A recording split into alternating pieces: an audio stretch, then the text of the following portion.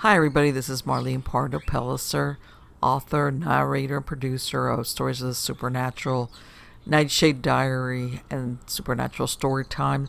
The following is an appearance I did with Carol Banayos, who's a personal coach, on her podcast on Facebook titled Wake the F Up. And it was a fantastic interview.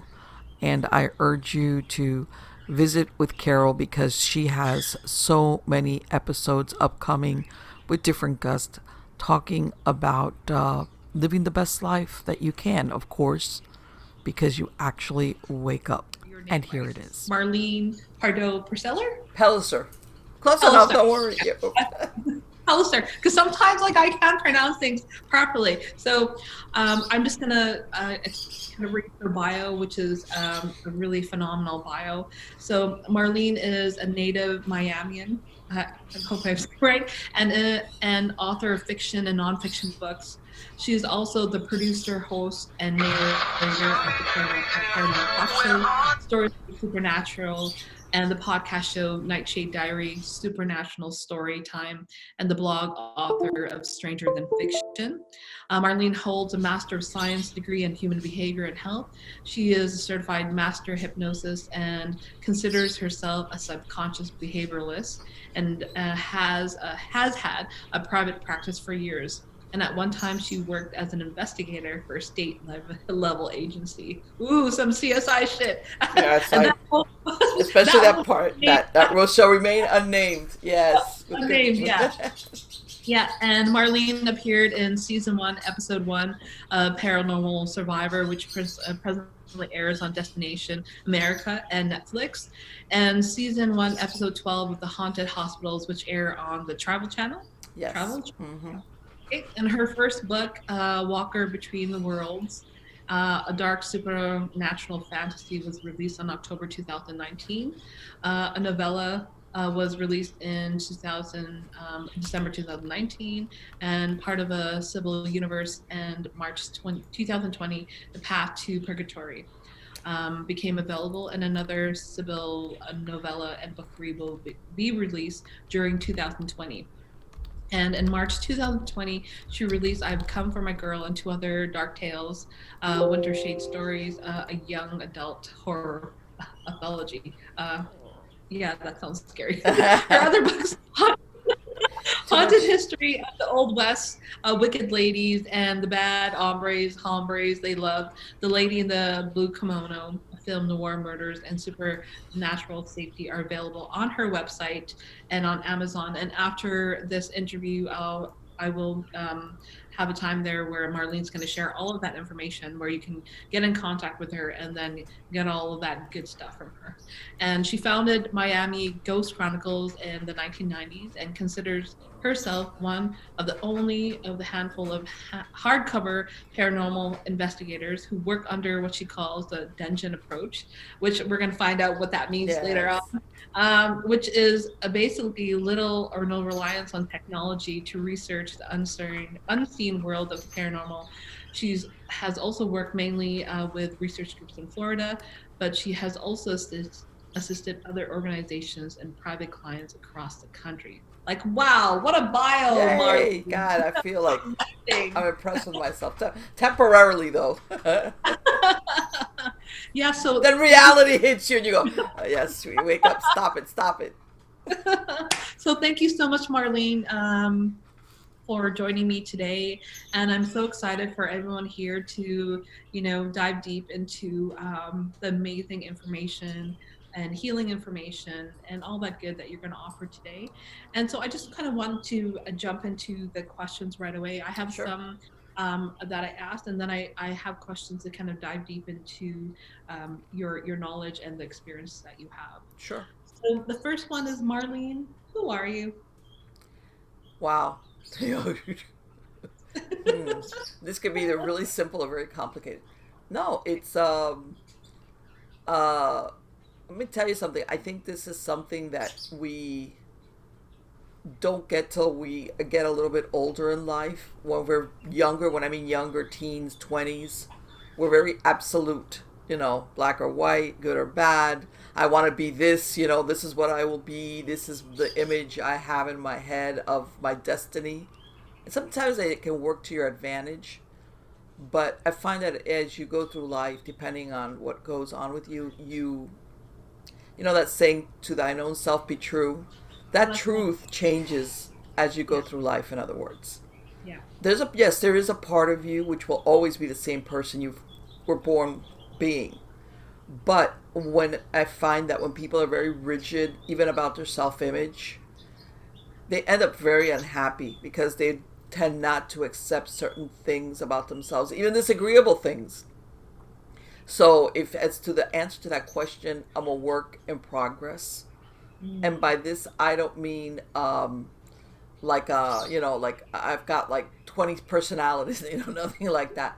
I'm just saying I consider myself forever the student, always learning, always leaving the door open for new ideas, even if they challenge things that I know. And at the same time, I think this is very important. When you're a kid, that you have this great imagination and that anything is possible. And as we grow older, we kind of tend to lose it. For lack of a better word, we become a little bit more cynical. And I think that we have to protect part of our self from becoming that so cynical that we become rigid and we don't believe anything, and that imagination, that part of us that lets us see beyond, in other words, suspend your disbelief, we lose it. So that's what I'm saying. I'm always a work in progress, because tomorrow I could come across something that I'm like, wow, either I didn't know about it or it contradicts a belief I had before. So yeah, that's and you learn to be more comfortable. When you got that pair of shoes that you break in, that they're your go-to shoes, that you become that person where happiness and comfort become more important than the outward appearance. Totally. That, and I want to say, unfortunately, sometimes society drives us to, these expectations about how we look, how we behave, what we have, and we're kind of fooled into thinking you'll be happy, or that how people see you is how you'll be happy. And you learn later on in life that that's not really that accurate, unless you're a complete narcissist, that is. So I know there's narcissists going out there. She doesn't know what she's talking about. Yeah. And so what point in your life did you realize that you had to wake the fuck up? And what was that process like for you? Well, I'll be honest with you. During my 20s, I was busy being a mom. I had my 3 children when I was in my 20s. And I'll be perfectly honest with you, it doesn't give you much time to ponder things. So, as far as introspection, how's that? And you take on this role because you have to, because you choose it, hopefully, that you're a mom, and you kind of put who you are kind of on the back burner, but it's still there. Because that's why I even tell my kids now that they're adults, believe it or not, before I was your mother, I was Marlene. You're still always that person. I mean, in other words, as important as that role is, you're still the person prior to becoming a mother. And sometimes you have to put that on the back burner. But it's always a process. You're always learning. Maybe you have to slow down because, like I said, you owe other obligations in your life more of your attention. But even during my 20s, I was always reading. I was completing my degree very slowly. And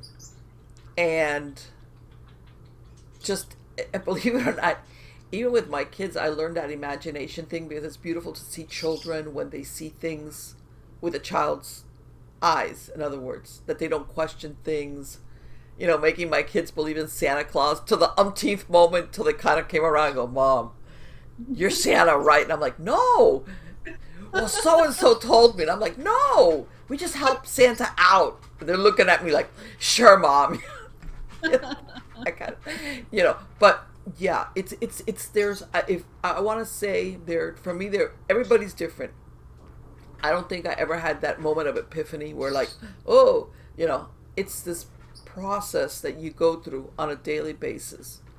Um, I'm gonna say that I also learned that, unfortunately, because I lived through this era of what technology has done for us, where all of a sudden, if you're not multitasking, you feel guilty. You know, Mm-hmm. what do you mean? I can't be looking at my calendar while at the same time I'm on a phone call, while then I've still got something on the stove, or I'm thinking, or I'm trying to make a reservation for lunch, or hey, where are you going? Yeah, technology has made us like, if you're not multitasking, you're like, what am I not doing? We kind of lost that how can I say, that ability, or that desire for introspection, which, by the Mm-hmm. way, I think we all need it, even if it's 10 minutes, Yeah. where you stop a minute and you just, you know, that thing that people call veg out, which is, Yeah.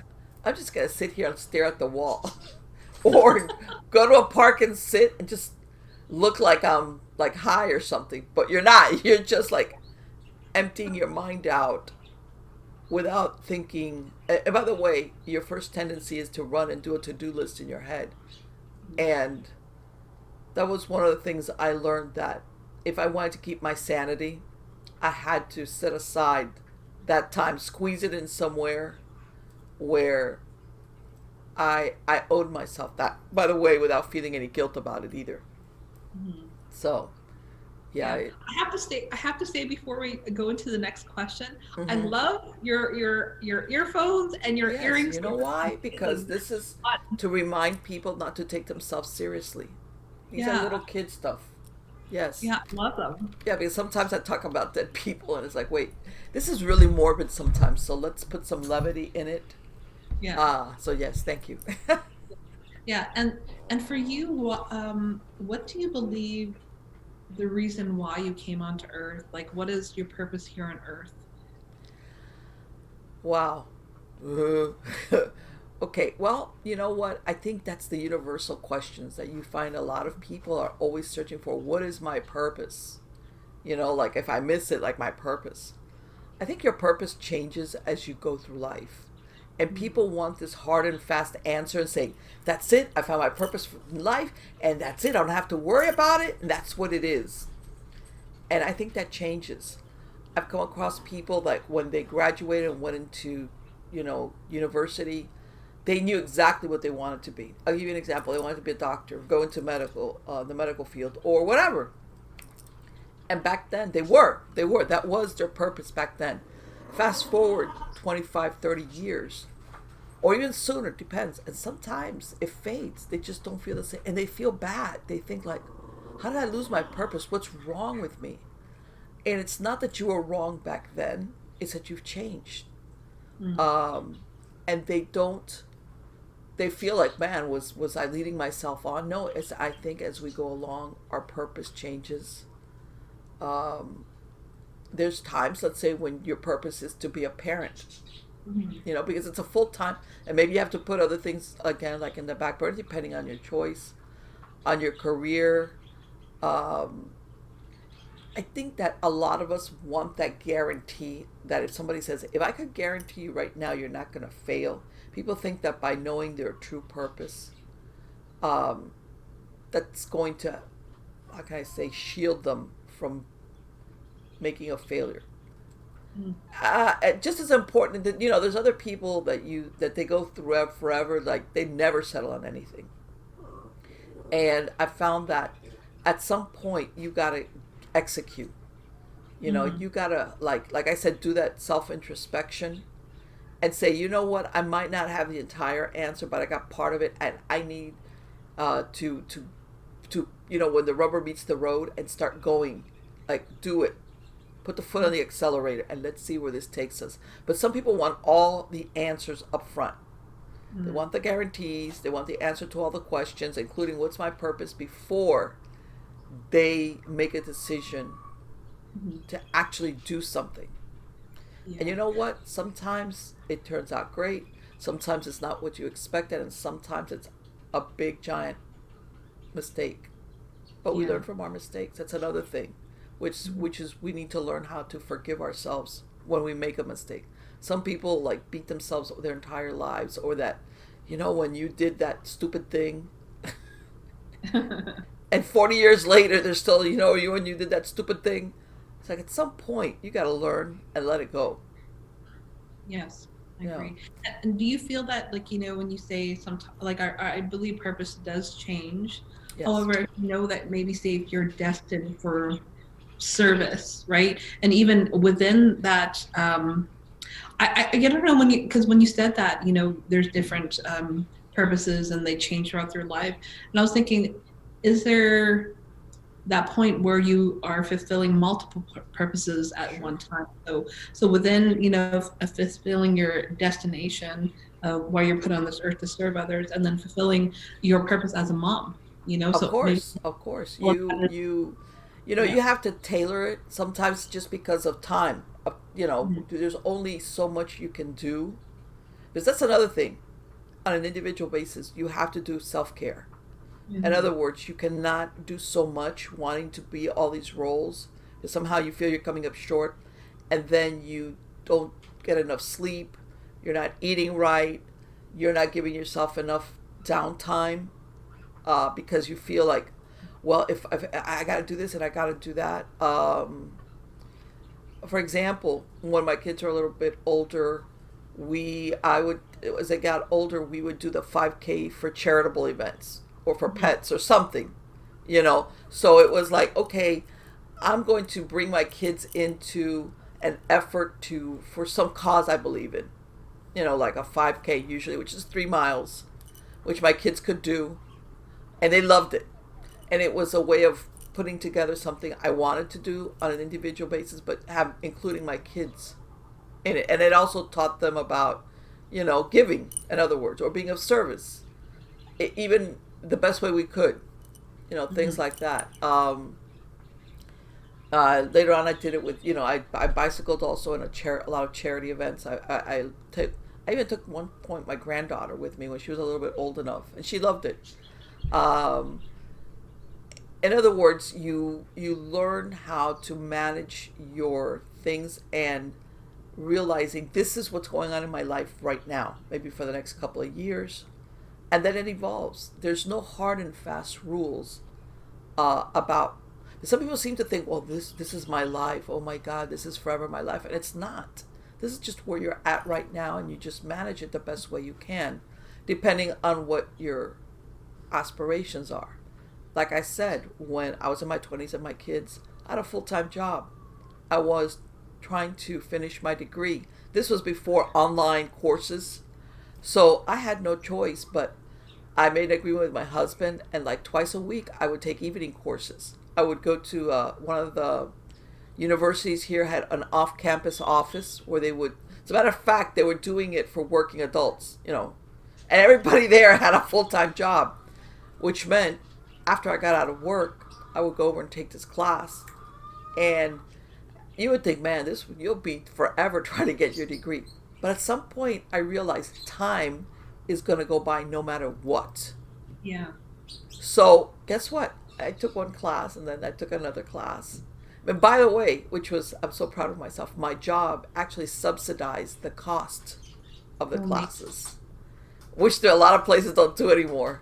Yeah. So, I mean, in other words, somebody would have, some other and I found myself doing that. They would have said, man, one class at a time, that'll be forever. Forget it. Don't even try. Big mistake. If it's only small, incremental steps, that's what you can do. Do it. Just do it. And let Yes. it go because time is going to go forward no matter what. Yes. Even if you're like, no, no, no, it's like, it's going to go forward. You're going to be a year older and things move forward whether you want to or not. It goes, the world moves forward. And that's beautiful. And so, just with your time on Earth here so far, what is what are things that you know for sure about life? Oy. Okay. um, that I have a expectations have a lot to do with what happens in your life. And by this I mean, yes, sometimes things happen to us or to those around us, not good things, that affect us profoundly. In other words, we're a victim of circumstance. You can't even say, oh, you did that, well, that was stupid. It's just things that happen to us. But I want to say expectations have so much to do also with what happens. There's people that are always expecting the bad thing, the other shoe to drop. And wow, life has a way of giving you exactly what you expect. Expectations has a lot to do with it. When you expect good things, you'd be surprised how many times they show up on your doorstep. As a matter of fact, a lot of people that do this are the ones that people say, oh, so and so, they're so lucky. Believe it or not, luck is not, it's more like expectations, that they see this as a friendly universe versus a hostile universe. And this is something that Albert Einstein spoke about. How do you see the universe? Is it friendly or is it hostile? Because believe it or not, the way we perceive it is how it treats us back. Because whether you want to call it expectations, the law of attraction, whether this is already manifested, but you bring it into, so it will cross with paths with you. All right. All these things, believe it or not, as far as manifestation and what happens to us in our lives, nobody has a perfect life, but that you could say, yeah, I've had my ups and downs, but overall I'm happy with my life. I consider I'm a lucky person.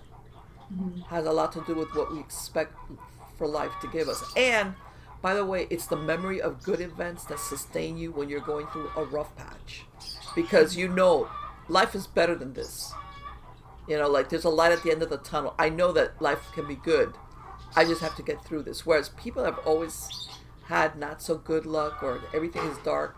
They think, oh, this is, I never get a break. That self-fulfilling prophecy that they expect the worst. And that's exactly what happens to them. And then maybe later on in life when you ask them, they'll tell, oh man, I never caught a break. Never. Everything never turned out for me. So, yeah, that's one thing I've learned. Expectations and how you view the universe, as in your universe. Everybody's got a different reality on it. Has a lot to do with what it delivers to you. Yeah, like that quote that you said, that's actually one of my best friends. He kind of uses that quote too. You always have to ask yourself, is this a friendly universe? And yes, I believe it is. Right.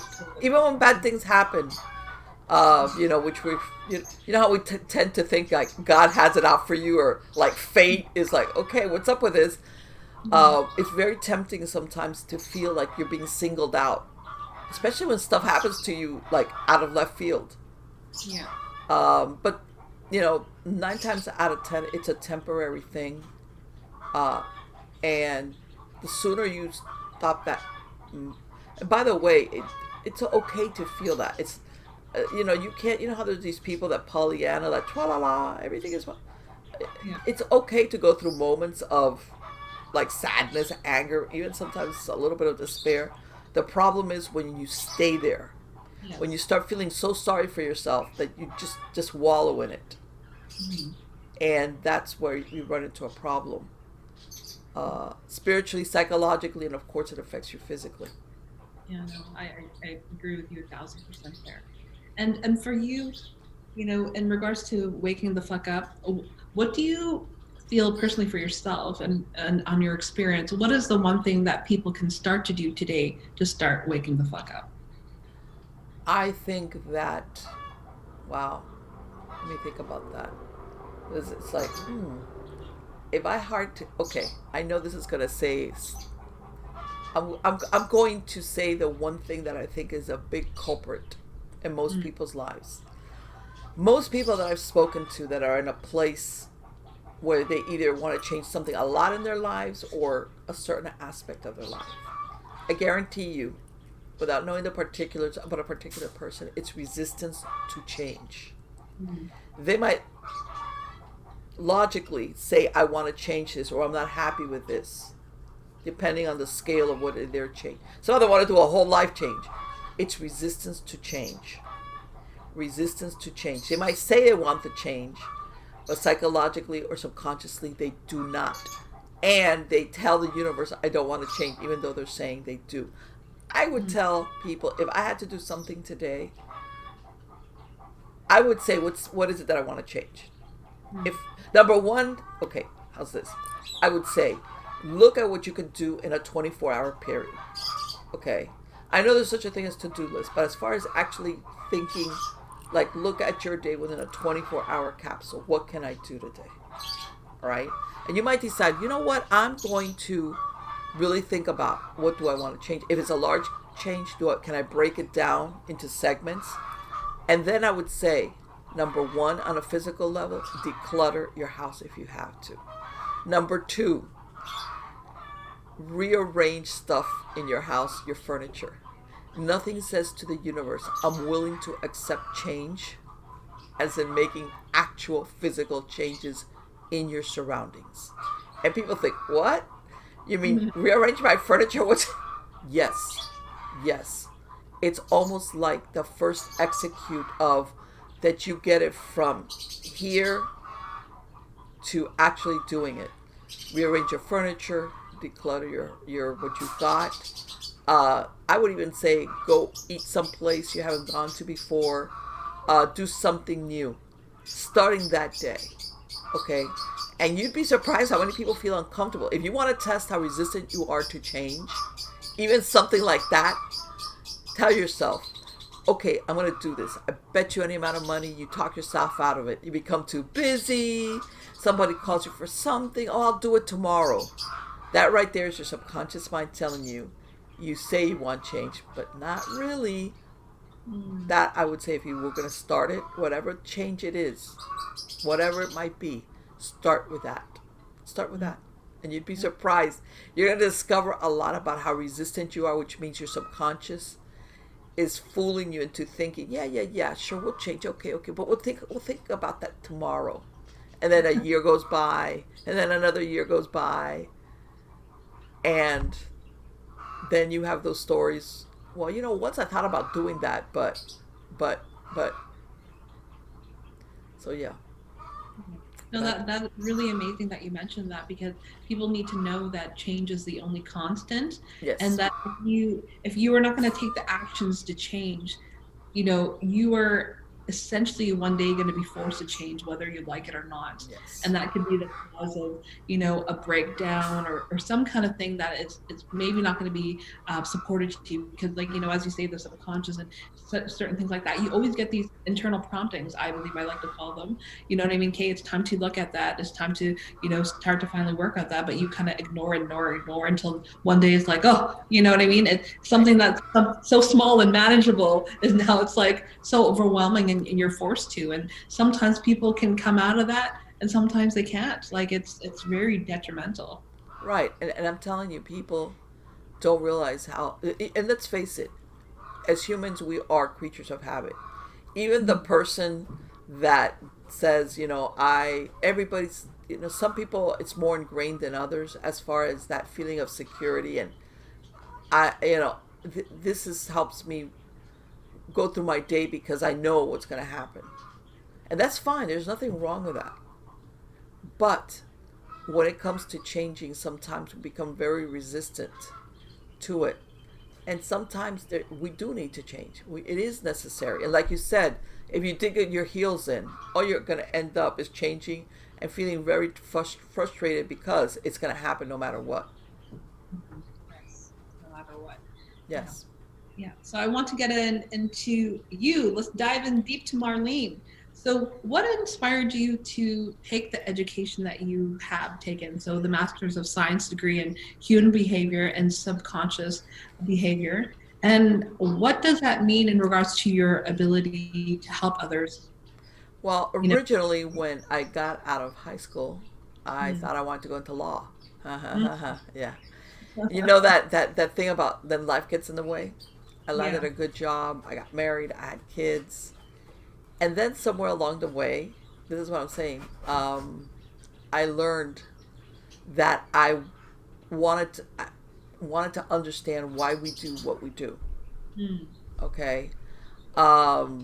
Sometimes people are everything you expect, and then others are, huh?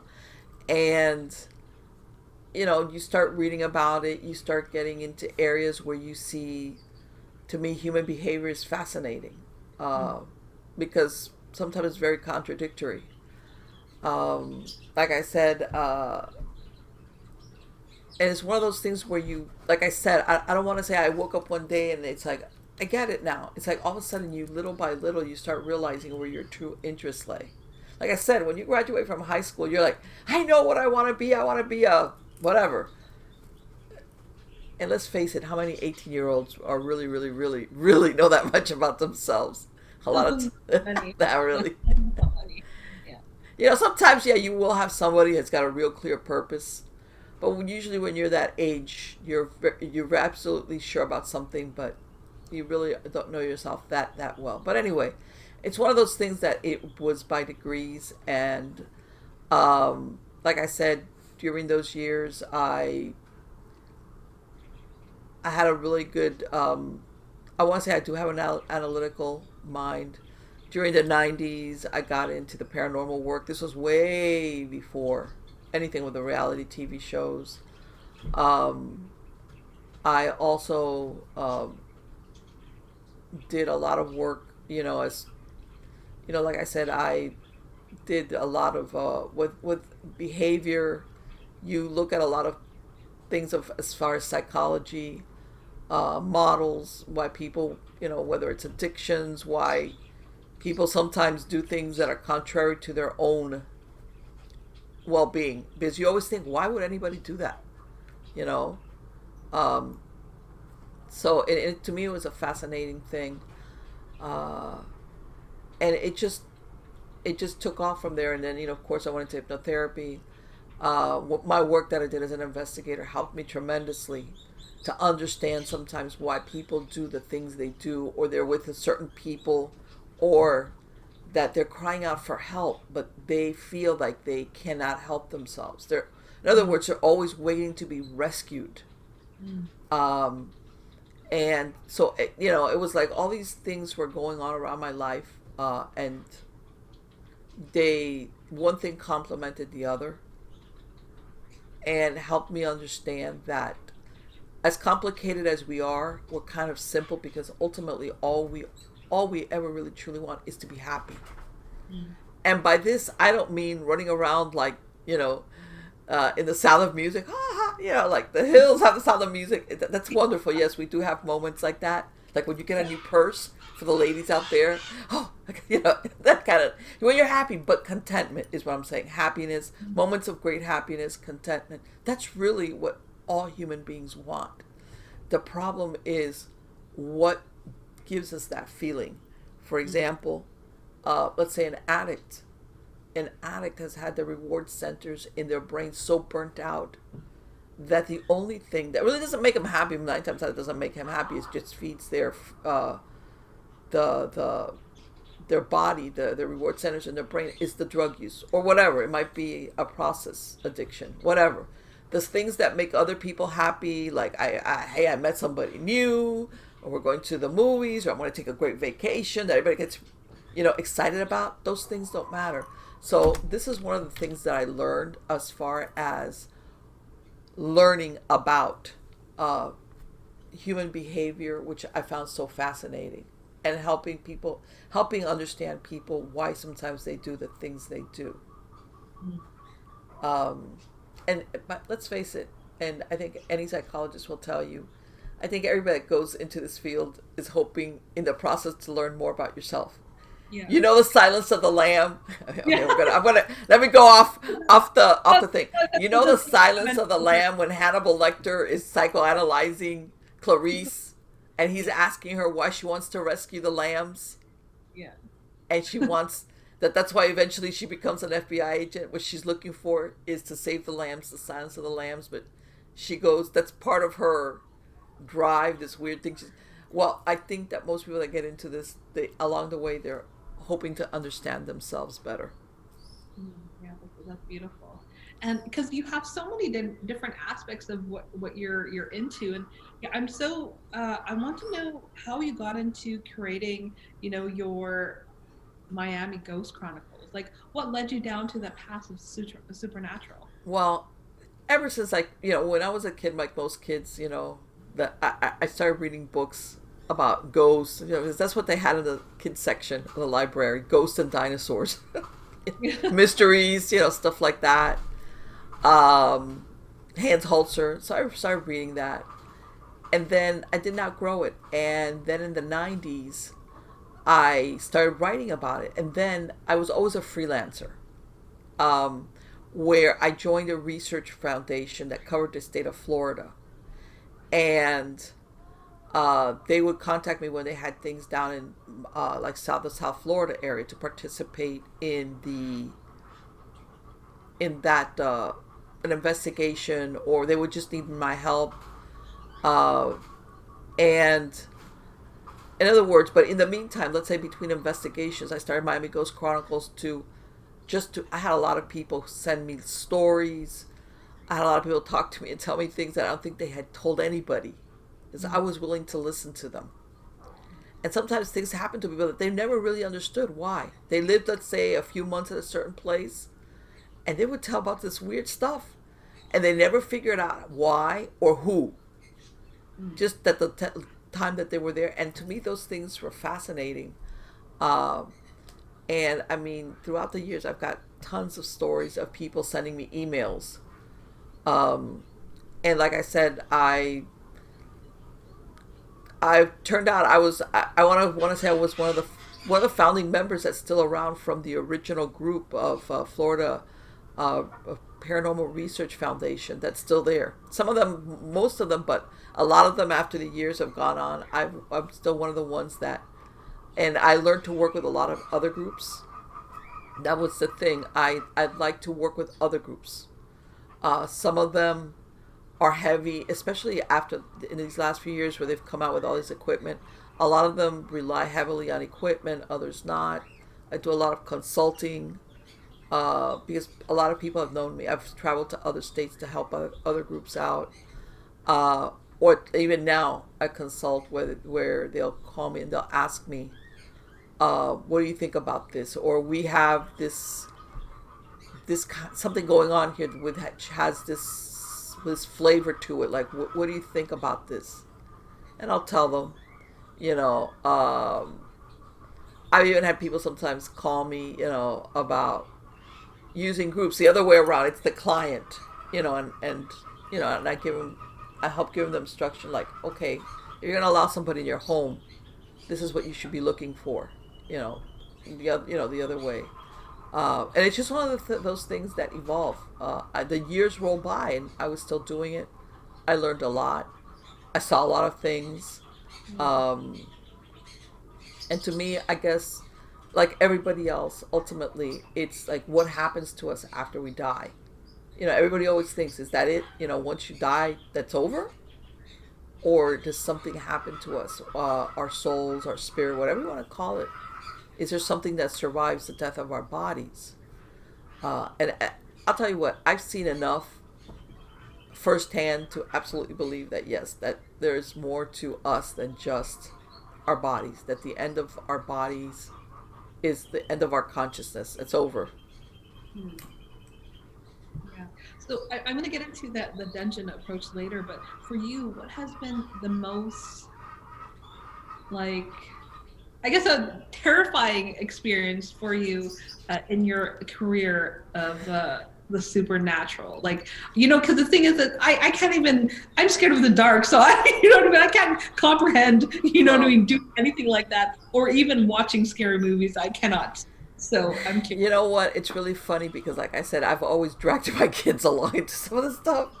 And when they were teenagers, a couple of times I was doing with another group up in Fort Lauderdale, this historical place, and they would say, stuff is going, people are running in the other direction, and there's mom, look, like, get her out of there, because especially my two sons who were teenagers, they're like, yeah, everybody's running away from Godzilla, and here's mom running towards Godzilla, or, whatever, Godzilla being some scary apparition or something.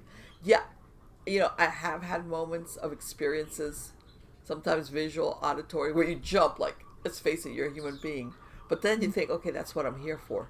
But, I want to say one of the times that this was a few years back. Usually we had people show up like in their cars, in their vehicles, because everybody was coming from we were doing an investigation. And usually what we would do is afterwards we would, instead of standing outside somebody's house, we would go to like a nearby parking lot, gas station, restaurant, burger, somewhere, just for like a 10-minute, like, everything okay? What did you get? Because it's very unprofessional to either have that discussion when the client is there or out front, especially if these people, it's midnight, or 1 a.m.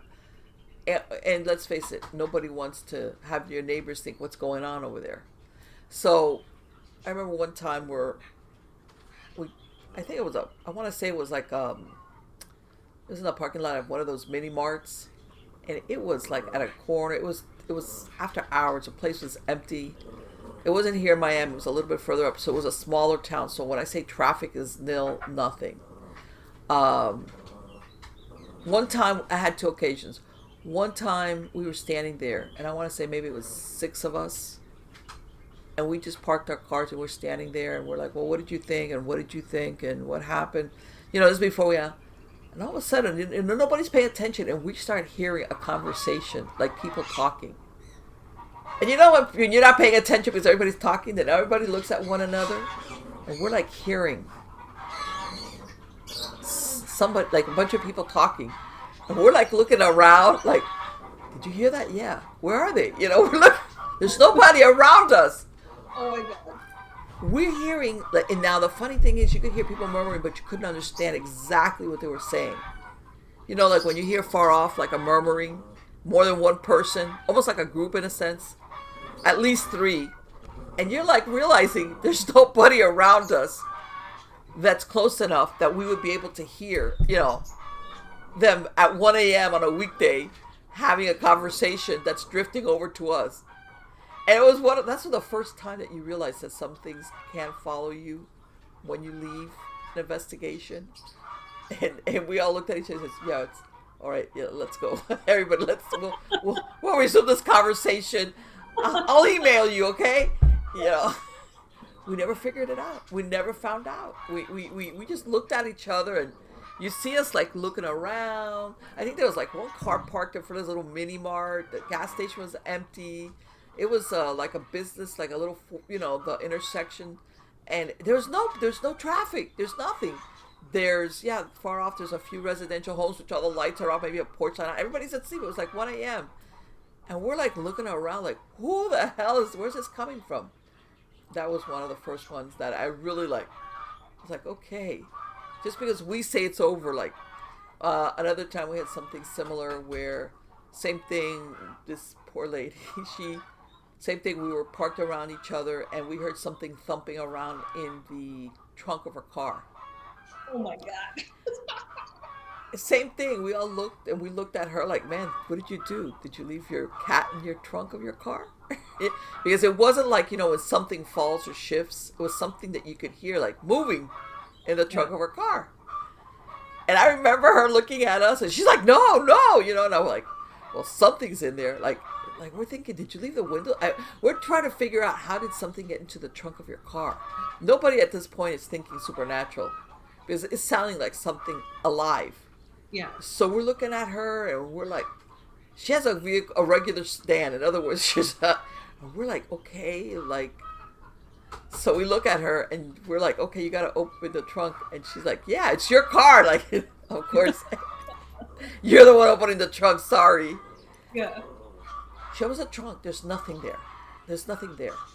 All her, she didn't have a bunch of crap. She just had like, those cables that just a couple of things in her trunk of her car. She said, I don't have anything in there. And we're like, okay. And then she goes into the car. And this was around the time, I don't know if the Beanie Babies were a big deal. Mm-hmm. And she had she was one of these people that collected Beanie Babies. And she comes back, and her eyes are like this big. And we're like, what's wrong? She goes, the Beanie Babies, they've been moved. And you look at this sounds like something from a sitcom. The Beanie Babies moved. We're like, what? She goes, yeah. Because she had like a couple on her dashboard. Yeah. And things like that. And she's like, they've been moved. They're on the floor and on the seat next to me. And we're like, she's, I drive with them all the time. They don't ever shift. They don't ever move. They're there. She was hysterical. She was getting hysterical. You know, and I know it sounds very, like, funny. But right then and there, you're like, what the hell? You know, like, what is it, again, that's following us? That's something that was in there. Like her, we never figured that one out either. Another one I want to say that was, I've heard footsteps. I have heard footsteps. Just, you know, either afterwards when I'm examining recordings. Like, in other words, you don't hear it right then and there. You hear it afterwards. Other times I have heard it real time. Sometimes very close, sometimes distantly, like in another part. The only time that I could say that I kind of wigged out was, I was doing an investigation. It was an older house. It was empty. A 2-story house. And for anybody that's familiar with really older houses, you know how the stairwells are very narrow. You know, and hallways are more narrow. This is like an older house. Okay? And I remember upstairs there was 2 bedrooms. And I had said, okay, I'm going to stay upstairs with the recording. I'm going to turn off the light. Let's see what happens, what I can hear, if anything manifests. The house was almost empty. They had taken most of the furniture out.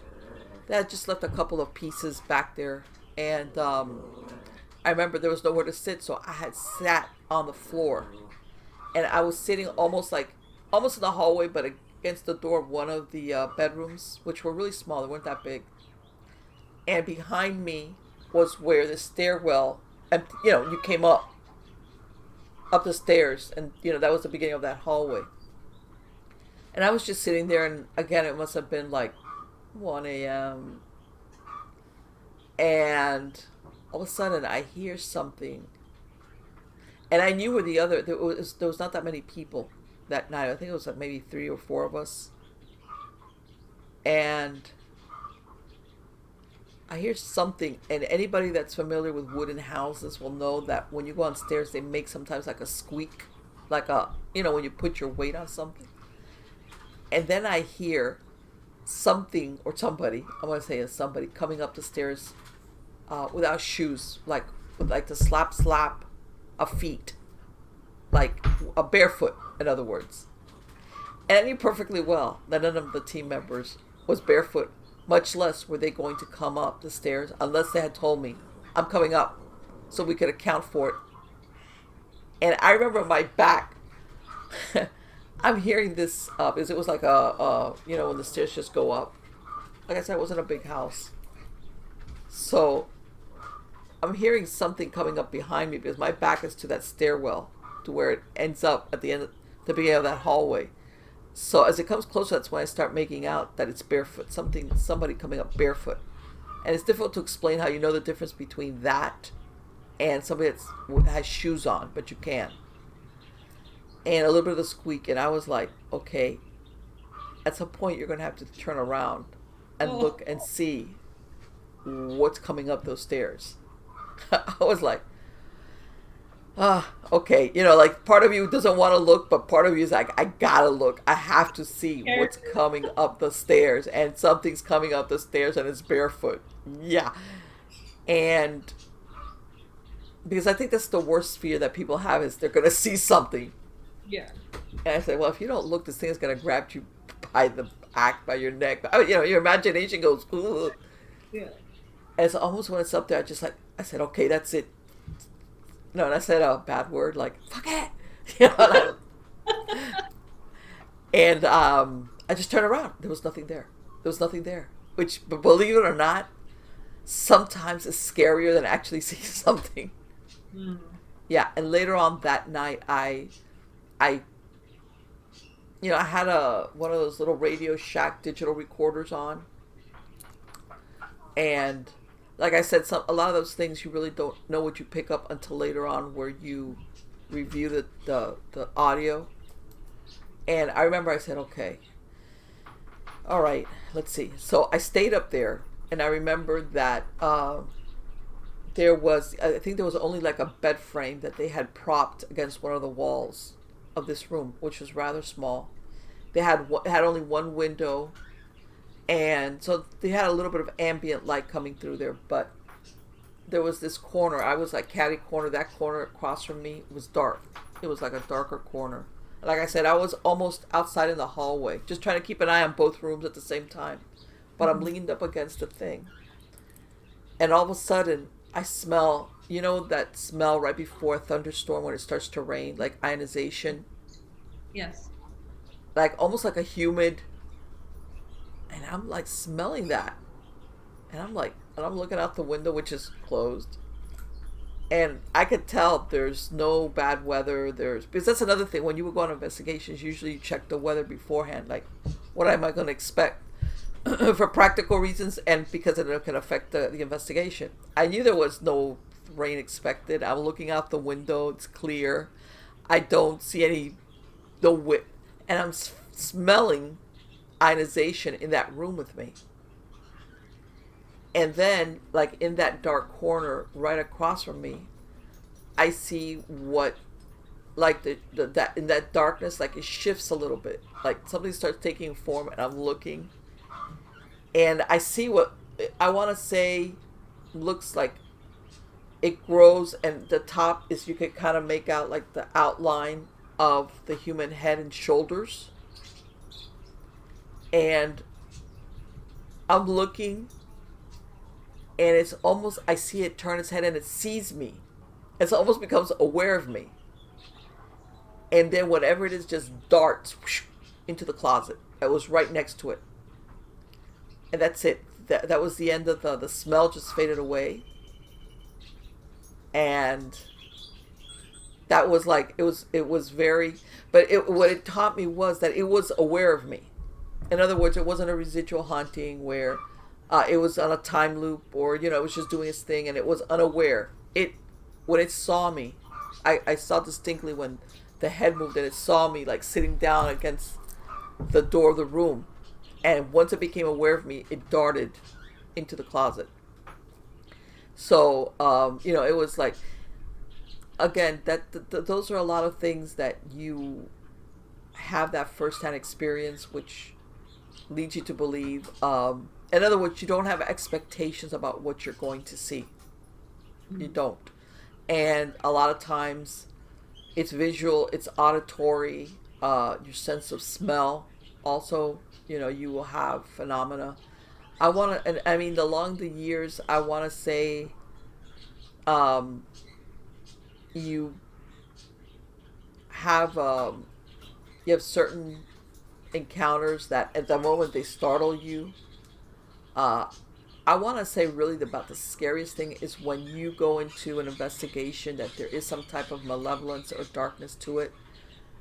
And I'm telling you, from the moment you go in there, you feel a difference.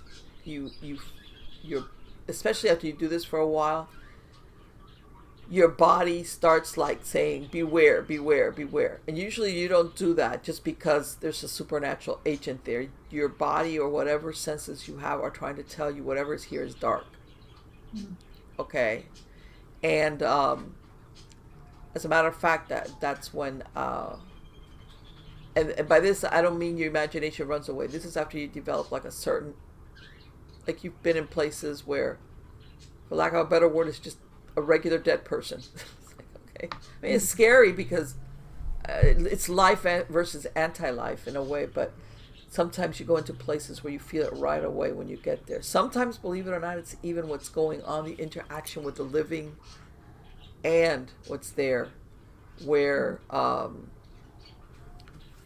don't know if you've heard of the term of people being haunted versus the place. And some people, families or individuals, unfortunately have some type of darkness, as in a dark entity that has been walking with them for quite a while. And then when you talk to them, you realize every place they've been at, they have had some type of supernatural something going on. And you're like, wait a minute, you realize that it's you. It's not the place. And sometimes if you happen to move into a place it's got its own thing, then that's when you get the Barnum and Bailey's Three-Ring Circus, and people are like, what? Things are going crazy in here. And it's because you brought in another player into a paranormal circus. Yeah, and when you're doing those things, like that's the dungeon approach. That's where you're just relying more on your senses. Then. Right. Well, the dungeon. This is. I want to say this is benefit again of doing this. I can tell everybody when I got into this. This was when you paid to develop film. That's how far back in the '90s when there was no digital cameras.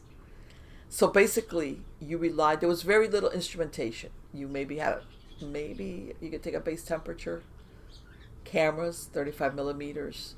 You spent a lot of money sometimes taking um, pictures of nothing, um, and maybe cassette recorders. It was very basic. And I want to say the good part of that is you weren't distracted by too much instruments. I've seen lately where there's too many investigators have too many things going on, too many instruments to pay attention to. And what happens with that is if you don't have enough people to man him, pay attention to cameras and to all what you need, it all of a sudden that becomes the focus versus you'd be surprised, and it develops more patience when you sit still and observe. Just sit there for a while and observe. And that's when you come across a lot of interesting actual supernatural. Not when you got a bunch of people and the cameras, like, hey, and the ding, ding, ding, ding, and the lights and the, let's throw that net and the little, and I've worked with all that equipment. Dungeon approach is somebody that's really familiar when they feel it in their body. Okay. And they don't let their imagination run away with them. And they have the patience to sit there, maybe even an hour, 2 hours, and observe. Okay? And that's when you really, truly get a lot of phenomena happening. But most people don't have the patience or the time, because really what they're hoping to do there is they want to capture that evidence right away, now. And the supernatural is not an on-demand thing. It just isn't. And contrary to what most people think, you will have some entities which they're belligerent and want to make themselves known. But I want to say 80% of hauntings, especially if it's an intelligent haunting, they hide. They do not want to interact with an investigation team. They're hoping that they will make themselves scarce and you will leave. And that's exactly what most people do. So unless you quiet down.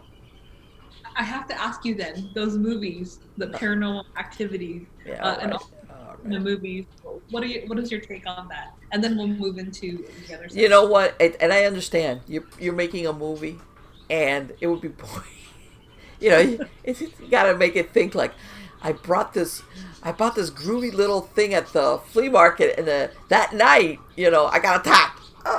Okay, yeah. And I understand. Entertainment is entertainment. I tell everybody, you know what? When your video went out. What? Your video? I cut out of the video. Let me see. Yeah. Let's see. Maybe that they got mad I asked that question. Yeah, really paranormal. Let me see. Okay, am I back? No. All right, let's see. Oh, right. Okay. What timing, hey? I'm telling you, somebody's like her. Okay, a video. Okay. All right, how about now? Mm-mm.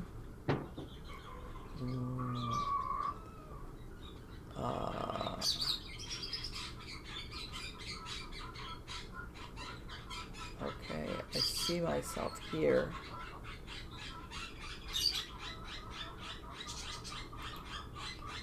Okay. You still don't see me? No. Okay, yeah, I see what you're saying. Start video. Okay, now you're back. Okay. I'm telling you, it just did that by itself, by the way. Yeah, I know. we're being Well, yeah, you're being sabotaged. A lot of people, oh, Marlene, you're so... Yeah, they can mess with electronics. They can. I've seen that happen a lot of times. Yeah. It's So weird. It's weird when stuff like for no reason whatsoever, you know. It's again, like, oh, it happened again. Your thing went out. it went I was out about to again. ask you a question about it, and then it. Oh, okay. Let's see. Oh, this is hilarious. I'm telling you. Okay, video. Okay. All right. How about now? No.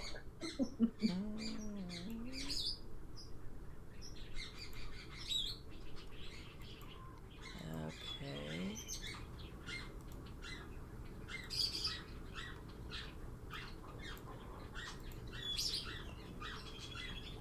Let's see.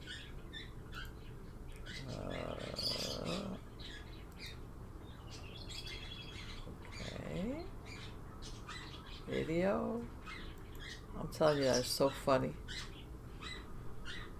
It really. Maybe I'll ask it right now, and then when you're live on video, we'll see what happens.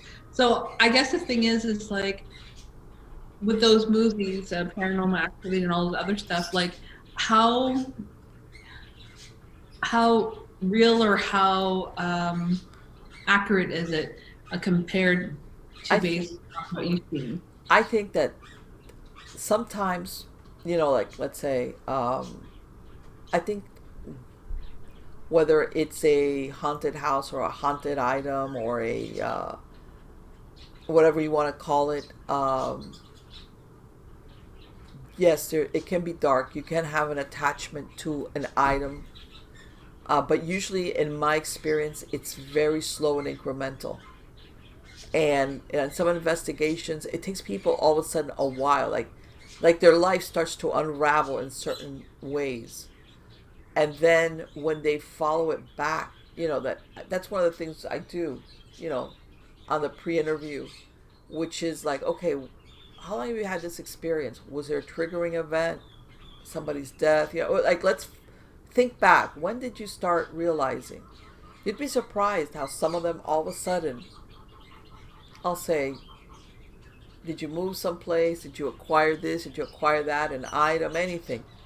You'd be surprised how many times they kind of realize the point of origin is either when they brought in a certain piece of sometimes jewelry.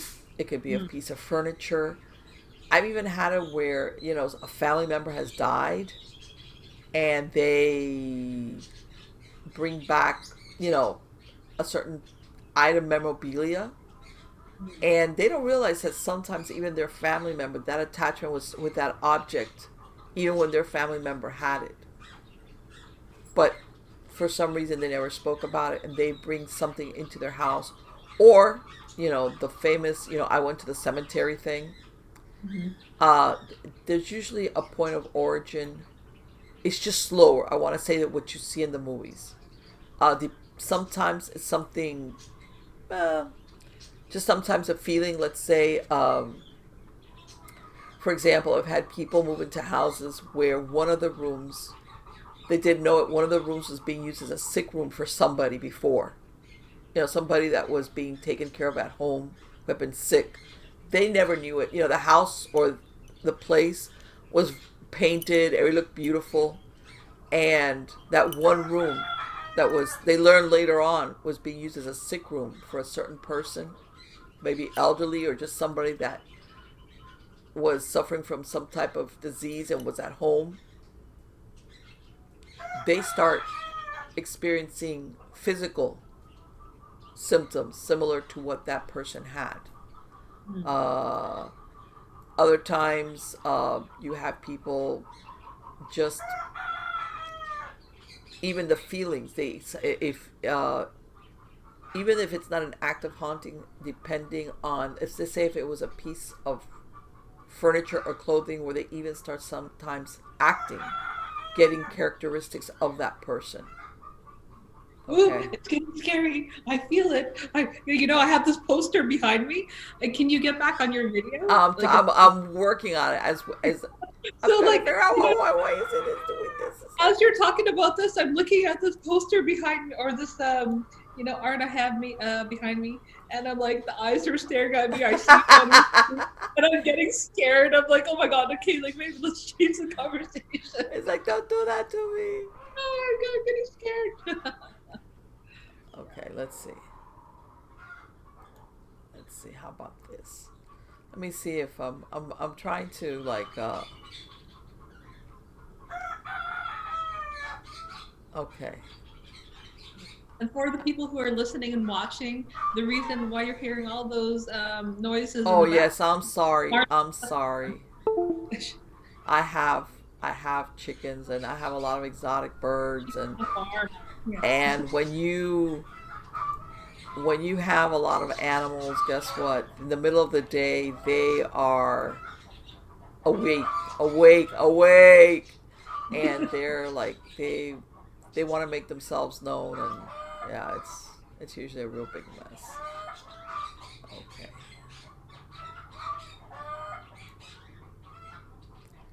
let me see.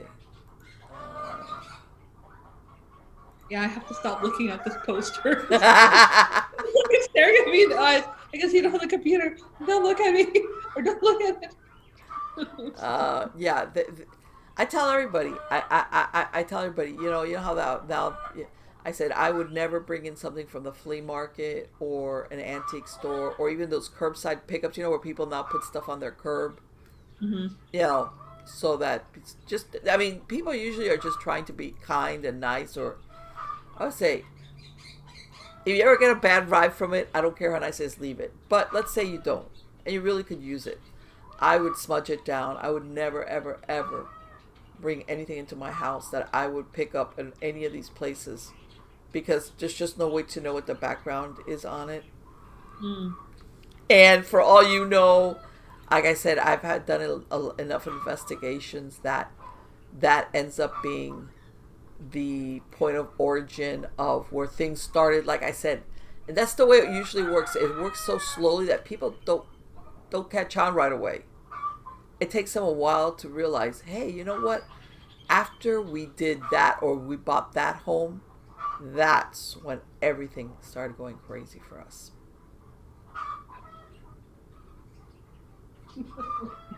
Are you're still wigging out with Yeah, like I'm getting, I get scared so easily. Like, say, if I were talking to you right now and you went around that corner, right? And then I walked around the corner, you went boo, I would probably freak out, But then the thing is, even if I walked there again and you did it a second time, I'd still be equally freaked out every time. So now, like, you know what I mean? My body is getting tense. I'm getting scared. I'm like, oh my God, I don't see anything, but I feel like eerie. I'm like, oh no. You know what? It's And since we're talking about paranormal, right at that moment, this thing kind of technology or whatever interrupts with it. It's never happened to me before, and it's hilarious. And even with getting on Facebook, like live, you know what I mean?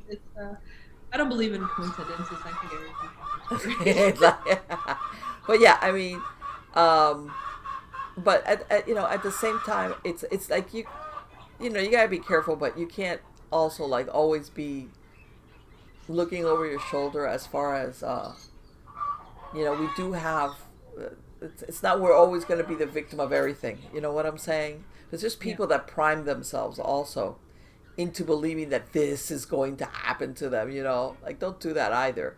That everything is the ghost.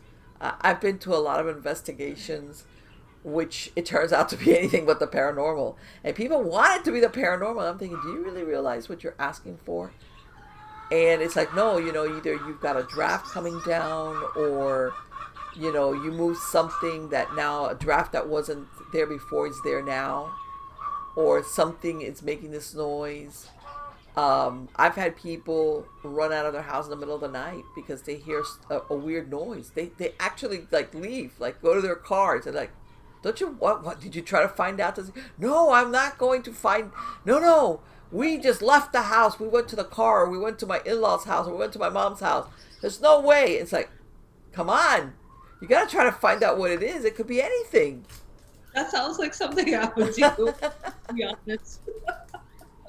I've had people do that.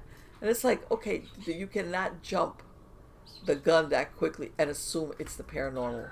Because believe it or not, a lot of times it isn't. Um, I mean, it could be maybe something at night, like condensation, something that if you won't hear it during the daytime because the weather isn't, you only hear it at night. It could be a lot of things. Um, and people they're just like, no, it's the ghost. What ghost? I don't know what ghost, but um, I can't. And it turns out to be anything but. So yeah, it's kind of like a weird kind of situation where you can't give in to your fears either totally, and be ruled by them. That's like, don't do that to yourself. Don't do that either. Luckily, I don't run into those situations a lot, so maybe I'll have the courage to build a stronger muscle or courage to deal with it. But at this moment, I'm not so much. Well, see, I'm Yeah. telling you, I have no idea, Carol, the um, why this is acting. The camera decided it was just not going to, just cooperate. I really don't know what to tell you. I don't know why. That's all right. Actually, maybe one of these days, what I'll do, when I'm able to go to the States, maybe I'll just go with you one of those Yes, adventures. yes, we And I can think do that's the that. best way to Absolutely, sure. absolutely. It's Yeah. like I said, I talk to a lot of people, and I'm really happy in the sense of all the paranormal reality shows because it's made it more mainstream. But I think the downside of it is that there's sometimes too much sensationalism, and you know what? There are families sometimes that go through things that they really don't understand, and for lack of a better word, they're terrorized. They are terrorized inside their home. Like, where can you go if it's happening where you live? Okay, it's not like when you see the horror movie and everybody picks up their stuff and, well, oh, that was so scary, but okay, let's go home now. Mhm. If this is where you live, which is supposed to be your sanctuary, and it's everything but your sanctuary, mentally, physically, spiritually, it terrorizes a family, especially when they don't understand what's going on. Um, and despite a lot of the things that you see all these families wanting to talk about their ghosts, there's a slew of them out there that is like, please, please don't say anything to anybody about this. I've had a lot of them that have approached their clergy or their parish churches or anything looking for help, and they're turned away or dismissed or poo pooed. And they're kind of like pulling their hair out because they're like, okay, if I've gone supposedly to the people that deal in this, which is the spiritual world, and they don't lend me a hand, then what am I supposed to do? And you'd be surprised, I have run across a lot of those scenarios where even priests, clergy, I'm not going to lay it only on the Catholic Church, I'm going to lay it, any type of denomination or congregation or whatever you want to call it, that I tell them, you know what, those people do believe it. They just are so scared of it themselves that they rather tell you that it's your imagination because they don't want to confront it either. And you're lucky if you get a house blessing. Yeah. You But know, it's so crazy because as we talk about this whole supernatural stuff, like there's so much parallel to dealing with our physical issues, like, you know what I mean, like you talking about these ghosts and paranormal activity, but then that parallels the our past and fears that we don't want to conquer internally. So it's kind of crazy how that is parallels a little bit. well, sometimes people, believe it or not, they use also the paranormal, and I have seen this to, how can I say it? They want the paranormal instead of dealing with their own problems. That is Okay, bonkers. and you think, well, why would, because it's just, like I said, I mean, I've gone to investigations where we've told the family or the individual, there's, we can't absolutely say, but we don't feel there's anything, or we notice that there's something going on, and they become upset. They want to have the paranormal exist because if you have a family that's in crisis or has got some type of dysfunction, this becomes like the decoy. Instead of them dealing with what's going on with them, they decoy all of this towards the the ghost. How's that? You know what I'm saying? Instead of maybe dealing with something that's going on within the family that needs to be addressed, or this person is behaving this way because they're being influenced by the ghost, kind of thing. You know what I'm saying? That Yeah, and sometimes parallel with it, happens. and real life, because it's almost like, you don't want to deal with your fear, your past, so you're gonna numb it with, what I mean, certain other things, being Yeah, too busy. You know what I mean? So it's really a crazy parallel, but yeah, now. yeah. I have seen people use the paranormal, like as in this is what I'm going to use to not take care of or address something that's going on with myself or with my family or the dynamics. Um, uh, Sometimes I've had this even with teenagers. Don't get me wrong, sometimes I have seen kids being influenced, but some people it's like okay, stop blaming it on the ghost. You might have a kid that's got some type of behavior disorder. Don't cheat them out of maybe getting treatment because you want to lay it on the supposed ghost that's making your kid act out. Don't do that. That's why I'm saying you got to be a little bit careful around that. I have run across people also that have mental health issues where they're convinced that this is the phenomena, if any, is taking place, is a supernatural agency. And you realize up to a certain point, by the way, and I've spoken to a lot of investigators, that you have to be really careful where you tread on this ground. Sometimes this person really does need mental health, and you really cannot do anything for them as a paranormal group. Let's face it, you're not there to do mental health counseling, or in some cases if they need some type of medication. Sometimes you do see both things together. You see that a lot. Okay, we do see dark supernatural entities, manifestations coupled with mental illness. Okay, and that's a bad combination. Bad combination. And again, the advice I give to paranormal groups is you need to back out of those things. You need to really be very careful around situations like that because it's, people like that their grip on reality sometimes comes and goes. Mhm. Um, Again, you're there to do a paranormal investigation. You're not there as a mental health counselor, psychiatrist, psychologist, whatever that person may need. Um, there's a lot of people that should be on meds and they don't take meds. And again, when you tell them, they can become aggressive. When you tell them, no, we didn't capture the ghost, or we didn't see the ghost, or we can't tell you what the name of the ghost is. And so, yeah, you have to be really careful in those scenarios as an investigator. And by that, again, I don't mean that it's just totally a person's head. It's just that you sometimes you have to look out for the safety of your team. Mm. Uh, so yeah, there's a darker aspect also to paranormal investigations that people don't see, because when you see these shows, they have producers and people that go in there and they kind of vet the people, the location, the what's going on. In other words, they kind of have a control on it. Every once in a while, you see stuff that goes off sideways, but overall, they have a production crew behind them that does all the legwork and steers them away from somebody that's disturbed. But when Mm. you're a regular paranormal investigator, you'd be surprised. You could do a pre-interview with some people and they sound very logical, or they downplay that there's already somebody living in the household who is disturbed. And you only find out about this when you and your team arrive. And then you're like, oh.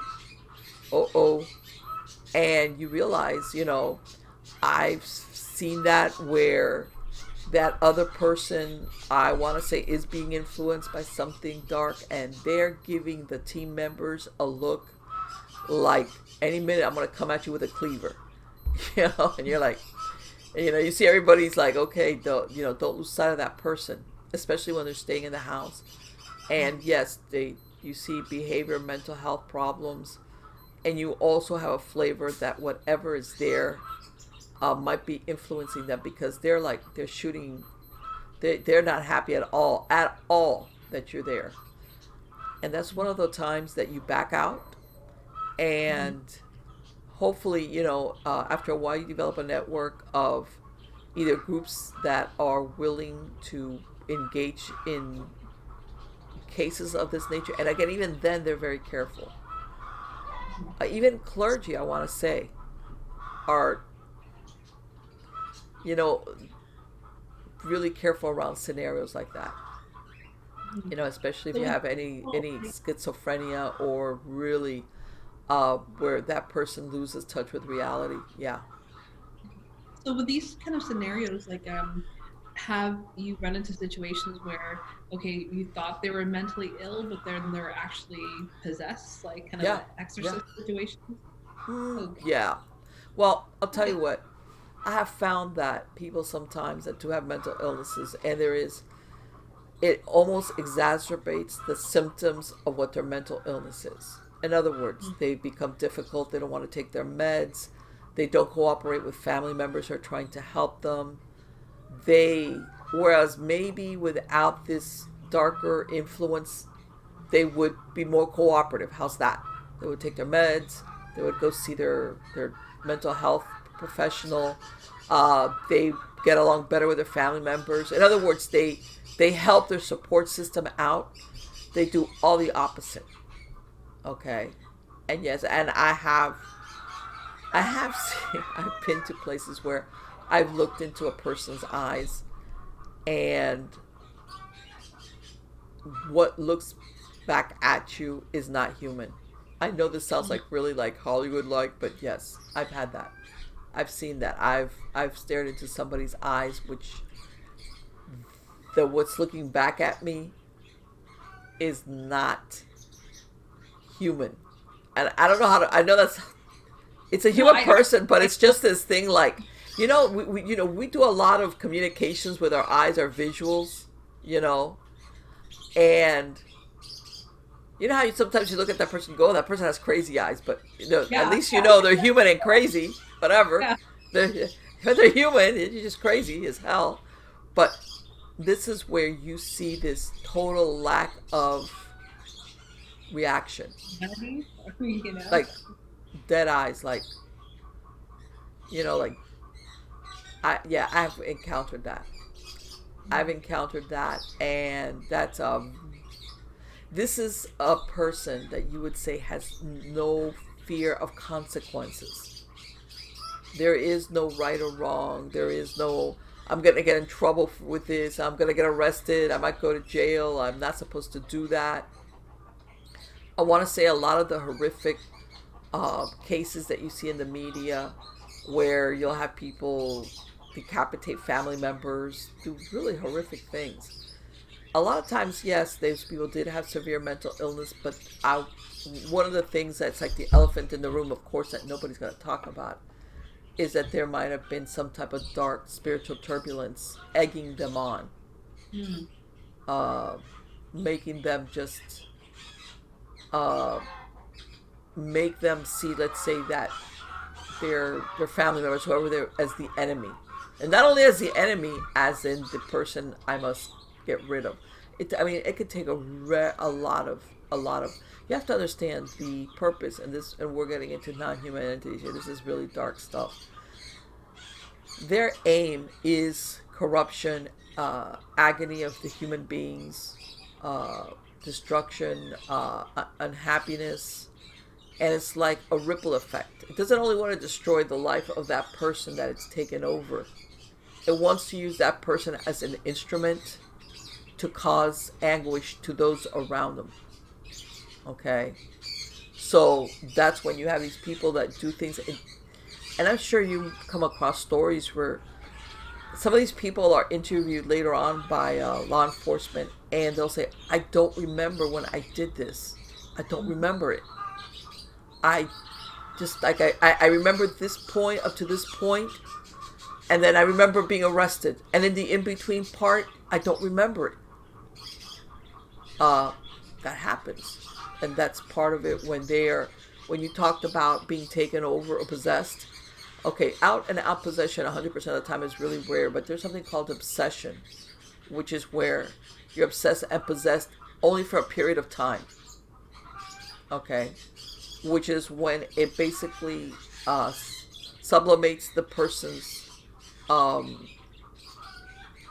real personality. Because sometimes people have mental illness, but they still love, let's say they could still love their family members. You understand what I'm saying?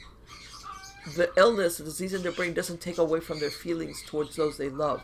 But when this thing takes them over, that part of them it's put in the background. And that's when you see them do horrific things against people that they love. And then you'll hear interviews where they'll say they can't remember, or they'll describe feelings, certain feelings like rage and, again, that they don't understand themselves, even within their own madness, how they could do this. That is a lot of times where you see the darker aspect of a possession obsession scenario going on.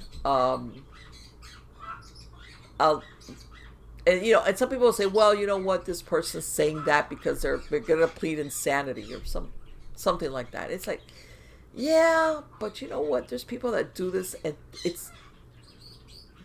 they know that they're going to be the ones that are going to be arrested for it. It's not like you do a crime and you're hoping to get away with it. It's like you're the prime suspect because you were there. So yeah, that you see that more often than not. But there's just no way to prove it. And of course, I have heard of some cases where the defense attorney will try to use that more, but more than not, what the defense attorney has to fall back on is insanity, mental health problems. Another good example of this is, the Amityville Horror, right? The murder that took place before the Lutzes moved in, which was when he went in there, and the guy killed his entire family, murdered his parents, and murdered all his siblings. And as a matter of fact, he's still in jail for it. God, how can I? And he's kind of flip-flopped on why or how he did it. And some people are saying that he was doing drugs. And I mean, there's been a bunch of theories. But I want to say, I believe that there's the part where he says he cannot remember when he actually killed them. Like, in other words, he blacked out. Yeah. That part, I tend to believe it, and and some people think, well, and that's another thing, which I think is really weird. When I'm going to use that as a reference because I've heard this happen. A lot of people say to this day why nobody heard those shots coming from the house when he killed the family. This was a residential neighborhood in the middle of the night. A shotgun blast. Several shotgun blasts you would usually hear. Yeah. And not one neighbor, another neighbor's going to hear it, especially if there's more than one, where somebody's going to wake up and go, was that a shot? What is that? Especially if you live in a neighborhood where it's not a bad neighborhood. It's not like, hey, shootings all the time here. Nobody heard anything. Sometimes I've heard that as being an aspect of the same thing. There's some type of dark malevolence involved. Same thing. There was another case, I want to say it was in the 70s or early 80s, family annihilator. Same thing, wiped out his family on an Easter Sunday. Shot everybody up on a Sunday in the middle of, it was in Ohio. His brother, his mom, his sister-in-law, like 5 or 6 kids inside a house in the middle of the day. Nobody heard any shots. He was the one that called police at about 4:30 in the afternoon and said, hey, I did this. I think you guys need to come over. Mm-hmm. How can you not hear shots going off inside a house? Very weird stuff, that overlaps, and some people don't want to look at it, but yes, sometimes you will have a dark influence, which is that whisper, that little push to make that person go over the edge and do something. It's not a total manipulation. All you have to have is that whisper in the ear at a certain time, or that little push to do it. and then that moment of madness takes over, and then of course horrible things take place. So when you ask me, it definitely it overlaps one thing and the other. Yeah. So how in those kind of situations, and like I think after this we'll kind of wrap it up, and I want to see if you're available so we can kind of go to the part two of this, the other things that you're in. But it seems like we got in a kind of, Yeah, I know. We went down the bunny trails, various ones. Yes, I know. yeah. So in those kind of scenarios with the houses and the people being haunted or exorcism and all those other different things, like how do you go about healing the individual, the place, and all those different things? Well, I'll tell everybody, you know what? A lot of people, especially, I want to blame it again on the paranormal shows, they think that you're going to have somebody come in, or clergy, or a group, or somebody, they're going to go wave the magic wand, poof, it's all gone. No. You know what? You, depending on your religious beliefs or non religious, whether it's just smudging, prayer, you have to keep doing this. Even after a group leaves, or either you have clergy come in and do a blessing. You need to keep doing this. You need to keep cleansing your space. Okay? You need to keep working at it, because most people they want somebody to come in, do the dirty work or the heavy lifting, and it's over, it's done with. No, you have to keep, like I said, if you have certain religious beliefs, prayers and or smudging or blessing or salting your ground down, um, uh, even burning incense, whatever floats your boat. It doesn't have to be elaborate. It doesn't have to be time consuming. It just has to be something that I think you have to do on a regular basis to protect your space. Like I said, your home or where you live is your sanctuary. Your space, your personal space, especially when we're the ones that go out into the world. And you'd be surprised what could hop on you as an even just negative energies or vibes from people around you. You might look at them and they might look put all together and happy. You have no idea what's going on with this person or what they're involved in. Okay. And this could piggyback on you, or even people that come into your home to visit. Whether even if it's people that you know them, you sometimes don't know what's going on with other people's lives. And they come to your home, and whatever's going on, they leave some of it behind. So And for this is you, a way of cleansing your space. You have yeah. to So do that. for you, you talk about like cleansing. Like, what is the best way that people can cleanse themselves in their home? They can use sage, or what do you have? What have you found has been the best thing for I that? usually use like a sage stick, Okay. like those little ones, that they already sometimes come wrapped, or you can get some and put out a seashell. And usually, what you do is you get to the entrance to your house, and then you walk counterclockwise to the home, and you basically smudge, and you say, "I banish all negative energies and entities. Only light and love may exist here." And you open up your cabinet and your closet doors, and you do all of that. And in between, get some sticks of incense. They smell good, and maybe I burn incense. I want to say like at least twice a week in my home between smudgings. Um, I you know I and I pay attention to, and like this. I don't want to get people paranoid either. But you know what? Mhm. If you start feeling like either really angry or depressed, and you're like, man, well, there's really no reason for me to feel like this. Why? Chances are that something you've brushed shoulders or something with somebody who this thing is, it's not your feelings, in other words. Mhm. This is the time that you go and you smudge yourself a little bit. I have a good friend of mine, she's a police officer, and I told her, you need to start doing that. And sure enough, that helped her a lot, because um, when you come in contact, especially either because of what you do or where you go. Let's not even talk if you go to a hospital, a funeral home, a cemetery. I mean, that's a given. You come home and you need to smudge down big time. All right. And again, it doesn't have to be elaborate, but you need to do that. Or again, if you come home and you feel a certain way and you really can't account for why am I so mad? Chances are that what you're feeling is not really your feelings, and you need to dispel it. And when you do this on a regular basis, okay, you'd be surprised how much of the time things like that, just a lot of these weird things just stop happening. They go elsewhere, and there's such a thing also as salting down the entrance to your property. It depends on where you're at. I mean, there's a lot of different, if you obviously if you live in an apartment building, you're not going to salt around the, the perimeter of the building, but at least at the entrance, just to keep certain negativity away. Sometimes you even have neighbors that you just don't get along with, and they obsess all the time. That saying about the evil eye? Yeah. Okay, the evil eye, really what it means is when you get somebody that obsessively hates you.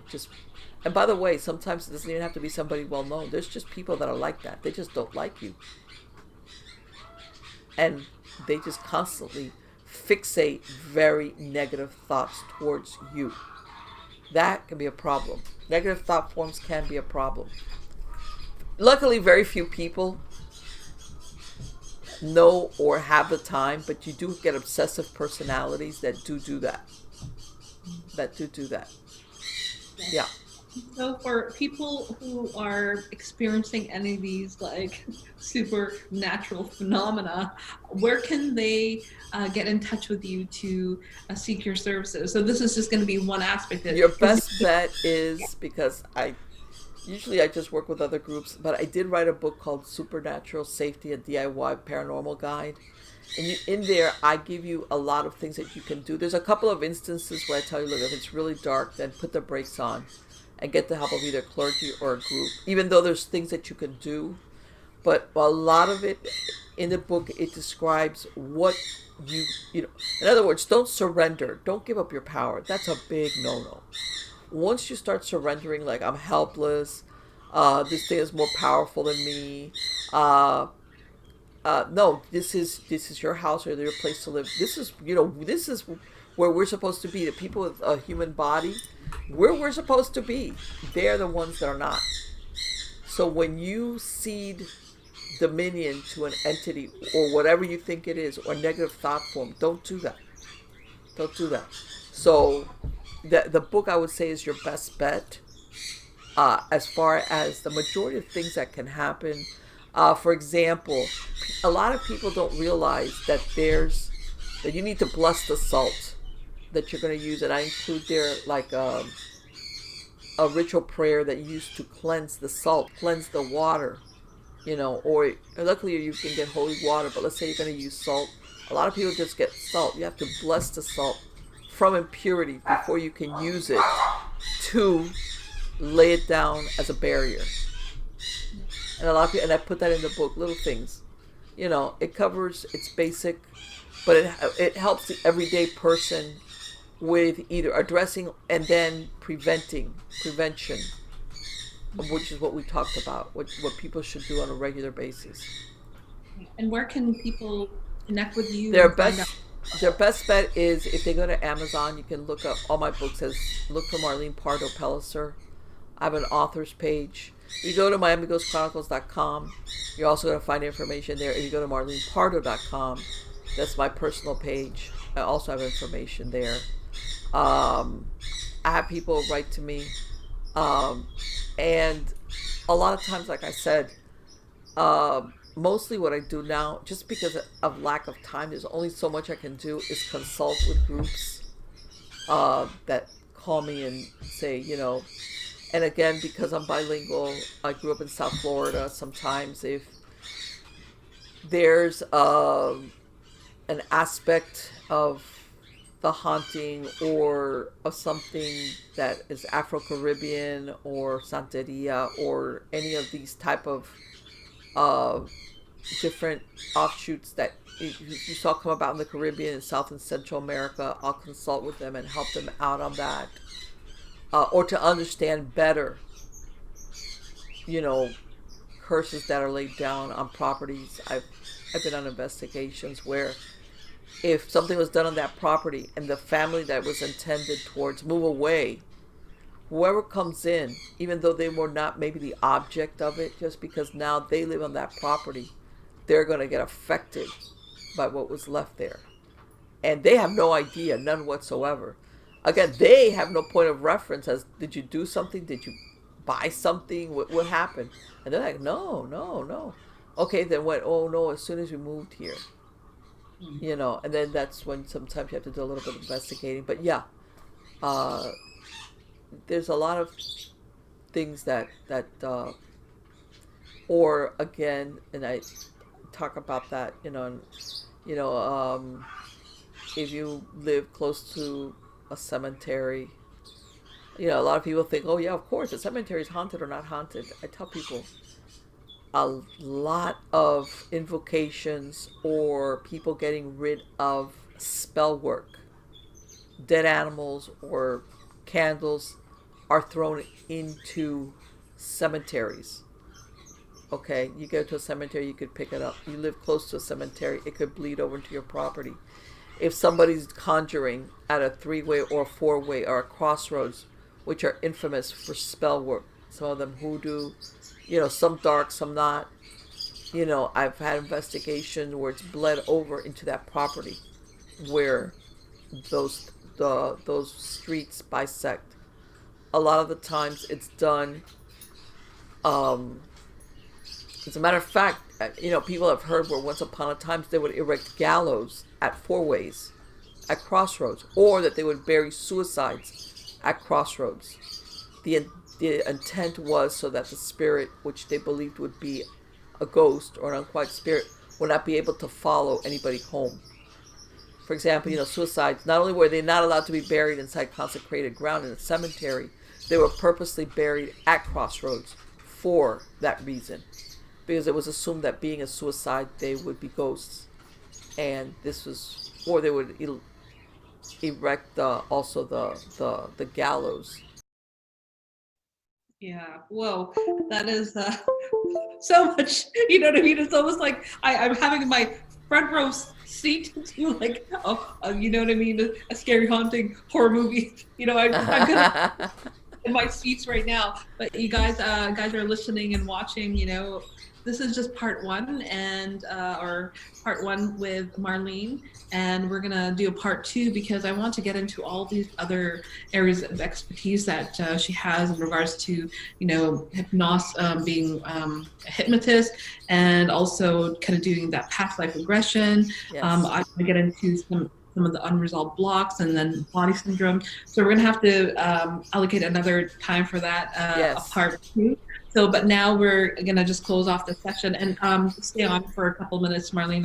I want to figure out the next time for that. So Okay. for anyone who is watching right now, I really kind of thank you guys for your time.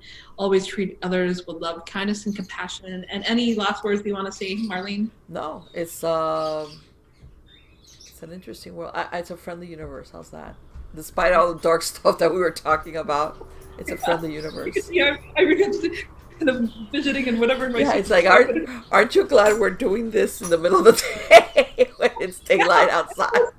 I don't think I would even be talking about and I apologize for all the strange animal noises, but I can't help it. I can't control the animals, and yeah, I have a lot of free range chickens and exotic animals, and they kind of flip you off if you tell them to shut up. Yeah.